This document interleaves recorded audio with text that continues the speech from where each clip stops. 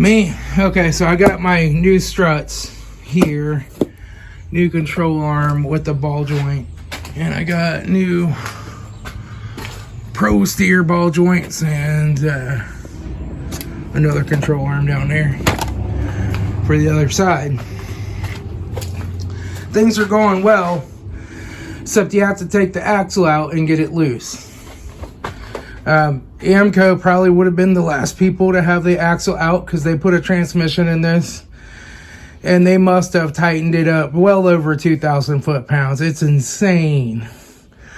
I've tried all of my impact wrenches, even my as Snap-on Junkie would say, my big dick banana hammock DeWalt. Nothing. I mean, that was big dick banana hammock when I bought it, but no, Harbor Freight has one that puts out more foot-pounds. I've had that for years, but nothing's taken it off. I tried that bar and my extension, my whatever, my locking pry bar, my thing, and I put that on there. It was about 5 feet. I stood on top of it and jumped up and down, and the car actually moved off the jack stand. It stayed on the jack and it started to roll forward. That's how much torque I was putting on it. Did not budge. Tried heating it up with both torches till it was practically glowing cherry red. Still won't come off. So I'm gonna have no choice but to go to Harbor Freight and try to find me some kind of an impact wrench that's bigger. This one actually was a smaller impact wrench, but it put out a little bit more torque than this bigger one. This bigger one's kind of a piece of junk. But this one's dead. It's leaking air out the back. It's been around a long time. It's time for that to go in the trash. Tried my small impact. I tried everything. Nothing worked. I need to move this WD-40 and this impact away from the heater a little bit. Almost of the heat comes out the top of it, but still. So I'm gonna go over to Harbor Freight and see what I can do, but I've never worked on a car that AMCO's worked on and not seen them make some kind of a mistake. I mean, I don't know what the torque rating is. I'll look it up, but it's probably 140 foot-pounds or so for an axle nut. They have tightened that up. Till, you know, they put some kind of a big impact on there and just hammered it on. Again, amateurs. AMCO stands for amateur service. So, I'll go get a bigger impact wrench. I might have to break out the oxyacetylene and really heat it up good cherry red. I don't like to use my oxyacetylene torches because here in Ohio, you have to be a registered business to get acetylene filled, and I'm no longer a registered business. And even when I was, they wouldn't listen to me and fill it at the local supply place. So I had to go to another shop and have them take it in and get it filled for me. Although you can run propane on it. You're supposed to use special hoses, but you can run propane on the normal hose. But it doesn't get as hot as it does with the acetylene. But they will fill the oxygen, no problem, but they just don't fill the acetylene. I don't know if that's like a federal regulation or an Ohio regulation, or they just don't do it as a company. I don't know. But I showed them my vendor's license, my proof of insurance, everything. And they're like, nope, we're not filling it for you. You're just a single man shop. I'm like, what? Fill my tank. Okay. So I'm going to go over to Harbor Freight and see what I can find. I mean, I might get one of those big electric Hercules. They have a Bauer that's pretty powerful too, and I have the adapter to run the DeWalt battery off of my Bauer. It doesn't do Hercules. I could get an adapter, but it would be a couple days before it came, you know. And I want to get this done, so I might just look and see what they have in a big air impact too. See if I can do that. All right, I'll be back. All right, I had to hammer on it for a while with this big earthquake, but it finally took it off. This one is 1,500 foot-pounds of breakaway torque. I don't know. It has an adapter at the bottom for a big air fitting to a regular size, which I have, but I have the bigger regular size. But so it might want more air to get its full torque. I don't know, but it took it out. It was 149. They had Black Friday sale on their 1,200 foot-pound ones, but I'm glad I didn't go for that because this one barely took it out.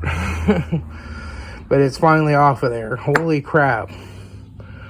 It's been put on several times. Off and on. You can see where they've hit it with the screwdriver and the hammer to crimp it in. But it finally took it off. So now I'm ready to get that out of there and get the ball joints in. Holy crap, this ball joint is at the point of unsafe. It was not very far from separating. It's got a lot of movement in it. I would not have had my son drive the car at all if I had known. So it looks like this probably drives in. I don't know which way it goes in, but you have the snap ring here. So it obviously comes through the top down to the, and you put that snap ring on. Let me get the new ball joint out. So the new ball joint, yeah, it's got this ridge on it, so it comes in from the top. Has a thing there for the slide ring to lock into. It comes with a new castle nut, and it even comes with a cotter pin and a new ring. So now we just got to get this old ring out. And usually I just hit that with the screwdriver. So I'll just come down here and just kind of start hitting this ring and getting her loosened up, hopefully. Maybe. She's in there. I'd say that's probably like the original ball joint. She's in there. Good. Let me see if I can bend this one down a little.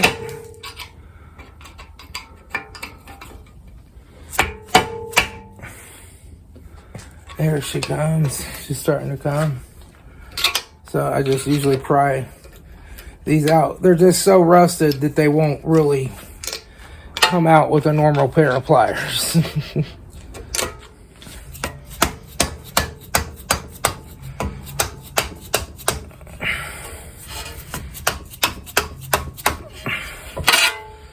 Here she comes.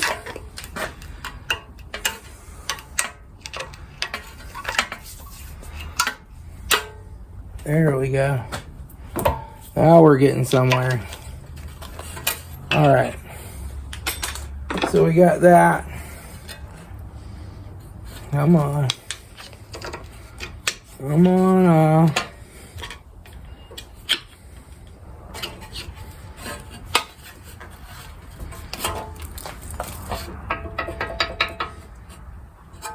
I mean, she wasn't quite to the point where she was going to separate yet, but not a ball joint I'd want to drive around on. Man.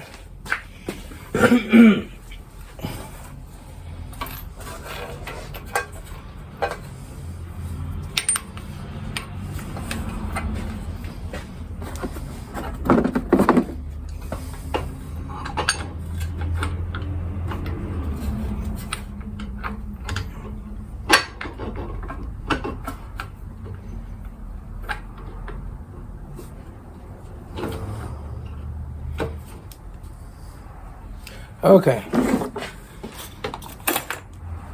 Let's send it.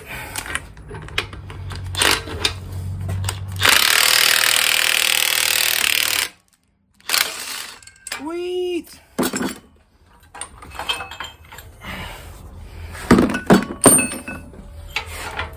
We got one bad ball joint out of there.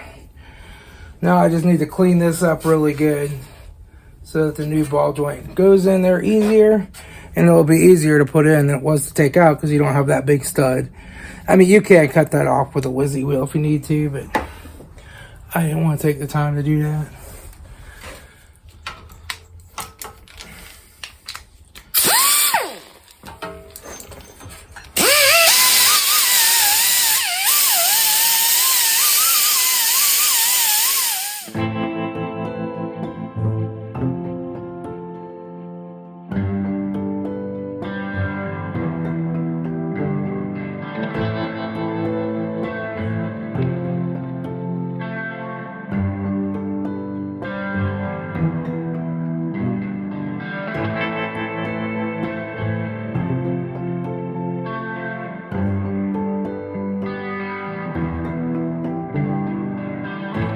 So now we're ready to install our new ball joint. This one does not have a lubrication thing. It, you know, lube for life, I guess.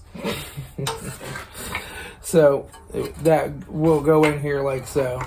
So I'm going to take a little WD-40 and put that in here just to help that slide in a little easier. Then we got to put this down here, and we got to get us a long one. I think this will work. And then push it in.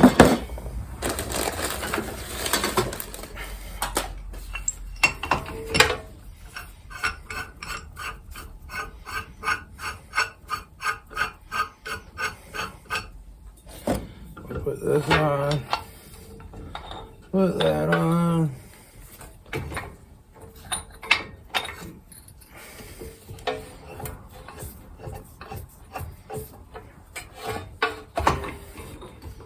There we go.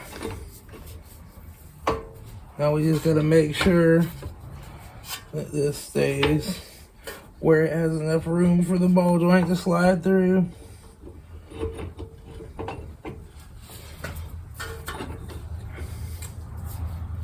Like so. There we go. Now we can tighten her in.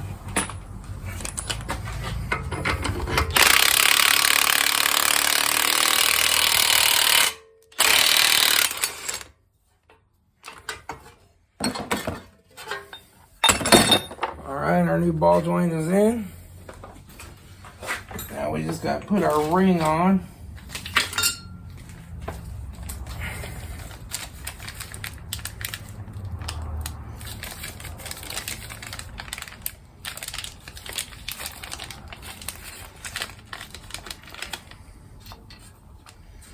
And I'll get the pliers to put that in.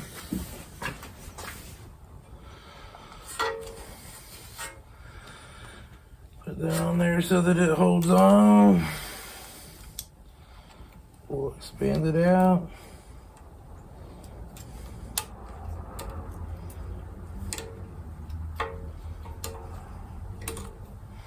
You can just tap it in place with a little hammer.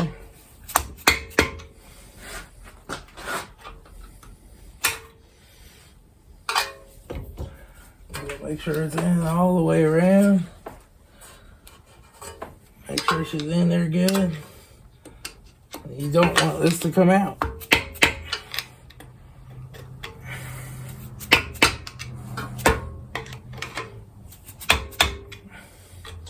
That's perfect.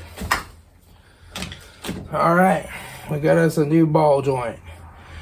So now I'm gonna take the strut out of the car and change the spring onto one of these struts, and then we'll put it back in. Fun times.